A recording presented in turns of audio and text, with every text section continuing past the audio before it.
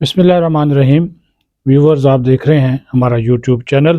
دو تین ایشوز کے اوپر بات کریں گے، بڑے important. Bilawal Bhutto Zardari P T I کے ساتھ کھڑے ہو کر نون لیگ کو رگڑا دے دیا اور ان سے ووٹ بھی مانگ لیے۔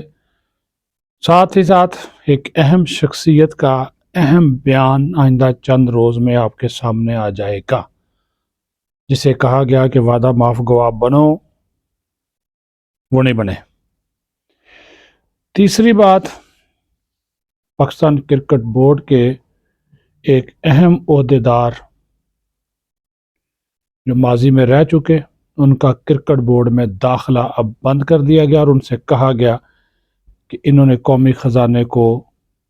3.5 کروڑ کا نقصان پہنچایا، وہ ان سے وصول کیا جائے۔ انکوائری رپورٹ ہے باقاعدہ۔ یہ تینوں خبریں آپ کے سامنے ڈسکس کریں گے، اور سب سے پہلے تو جو نیوز ٹو یو کے سامعین، قارئین اور ناظرین ہیں، ان سے درخواست کہ اگر ابھی ہمارا چینل سبسکرائب نہیں کیا تو اسے سبسکرائب کر لیں، شیئر کریں، لائک کریں، کومنٹس آپ کے آتے رہتے ہیں، آپ کا شکر گزار ہوں۔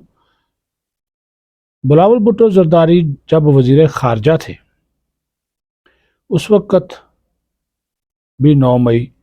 ہوا تھا، اور بلاول بھٹو زرداری ان لوگوں میں شامل تھے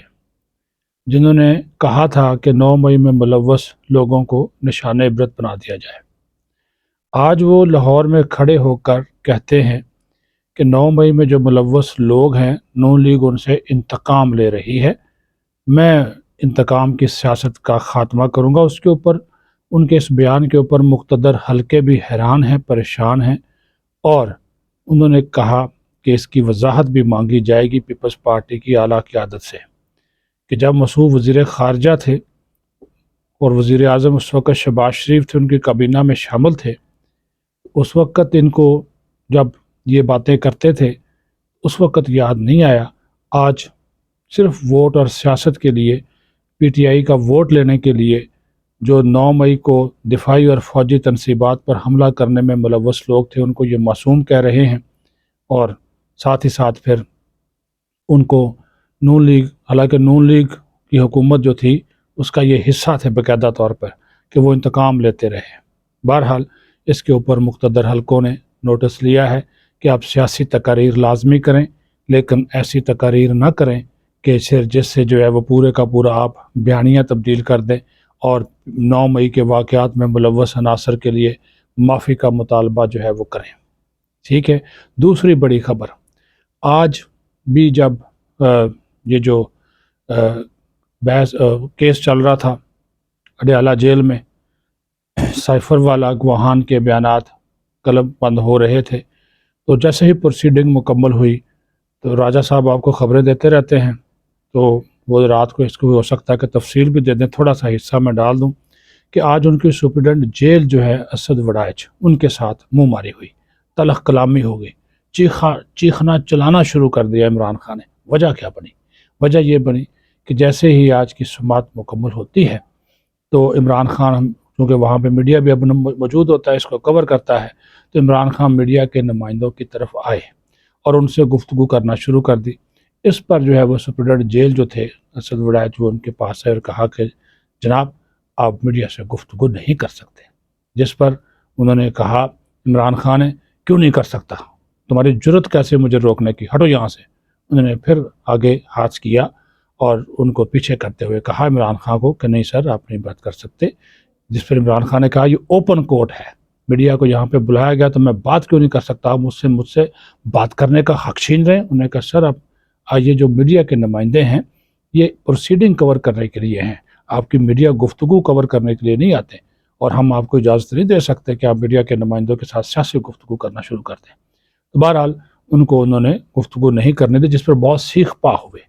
اچھی خاصی ان کے ساتھ جھڑپ ہو گئی، اور پھر ادھر ٹہلتے بھی رہے غصے میں۔ آج کل ویسے بھی ان کا جو ہے وہ راجہ صاحب جس طرح بتا چکے ہیں کہ نفسیاتی طور پر بھی کمزور ہوتے جا رہے ہیں، اور معاملات ان کے ہاتھ سے لگتا ہے کہ نکلتے جا رہے ہیں جیسے کیونکہ اب فرسٹریشن ان کی بڑھ گئی ہے، بہت زیادہ فرسٹریشن جو ہے وہ ہو گئی ہے۔ اب دوسری بات، ایک اہم شخصیت ہیں، باہر موجود ہیں، کاروبار باہر شفٹ کر چکے، فیملی باہر شفٹ کر چکے، اور ان کو کہا گیا کہ وہ وعدہ معاف گواہ بن جائیں، چونکہ ہم نے اپنے سورس کو بھی بچانا ہوتا ہے، لیکن انہوں نے تمام تر کوششوں کے باوجود وعدہ معاف گواہ بننے سے جو ہے وہ انکار کر دیا ہے،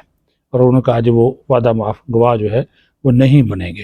اور ساتھ ہی ان کا ایک بڑا جو اسٹیٹمنٹ ہے وہ آئندہ آنے والے دنوں میں آپ کی سامنے آ جائے گا، جس میں وہ واضح طور پر یہ موقف اختیار کریں گے کہ ان پر کس نے کیا دباؤ ڈالا، اور کس طرح ان کو اس ملک سے جانے پر مجبور کیا گیا، اور کیوں انہوں نے اپنے ضمیر کی آواز سنی اور سیاسی شخصیت کے خلاف وعدہ معاف گواہ بننے سے انکار کیوں کیا، اور اس کا خمیازہ ان کو کیا بھگتنا پڑ رہا ہے۔ تو آنے والے دنوں میں ان کا ایک بڑا بیان جو ہے وہ میڈیا پر جو ہے وہ آپ کو نظر آ جائے گا، لیکن ہم آپ کو یہ پہلے ہی بتا رہے ہیں کہ جو اس کے مندرجات ہیں وہ بھی میں نے آپ کے سامنے رکھ دیے کہ وہ وجوہات بتائیں گے،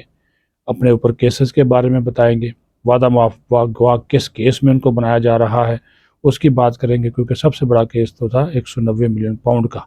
تو وہ کیوں نہیں بننا چاہتے، انہوں نے انکار کیوں کیا، اور ان کے ساتھ سلوک کیا ہو رہا ہے، یہ بڑی بات ہے۔ تو یہ آنے والے دنوں میں ہم آپ کو لازمی طور پر بتائیں گے۔ ایک اور خبر جاتے جاتے آپ کو وہ بتا دوں، کیونکہ انفارمیشن ہوتی ہے، انفارمیشن کا فلو روکنا نہیں چاہیے، جو کہتے ہیں نا جی، سانپ کو مارنا ہو، پیشاب آتا ہو، پیشاب کو بھی نہیں روکنا چاہیے، سانپ کو بھی مار دینا چاہیے، اور خبر بھی نہیں روکنی چاہیے۔ ڈائمنڈ کرکٹ گراؤنڈ، اس کے حوالے سے اس کے جو معاملات ہیں وہاں پہ ایک پاکستان کرکٹ بورڈ نے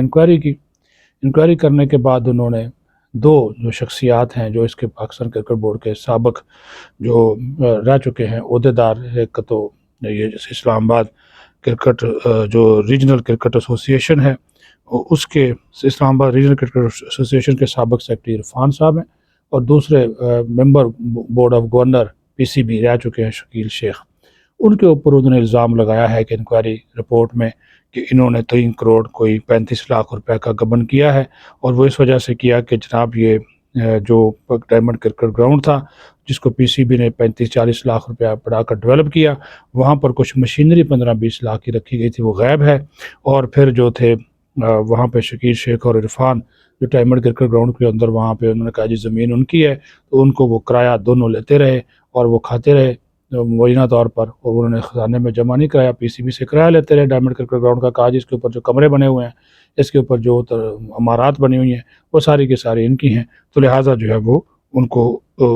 جب انکوائری کی گئی تو انہوں نے کہا جی بالکل ان سے 3 کروڑ 35 لاکھ روپے جو ہے وہ وصول کیا جائے، اور قانون نافذ کرنے والے اداروں سے بھی کہا گیا ہے کہ ان کا کیس جو ہے وہ ان کو وہ اس کی تحقیقات کریں کہ کیوں انہوں نے یہ سب کیا اور خلاف توقع کیا۔ دوسرا سب سے بڑا فیصلہ جو کرکٹ بورڈ نے کر دیا کہ ان کا جو شکیل شیخ صاحب ہیں ان کے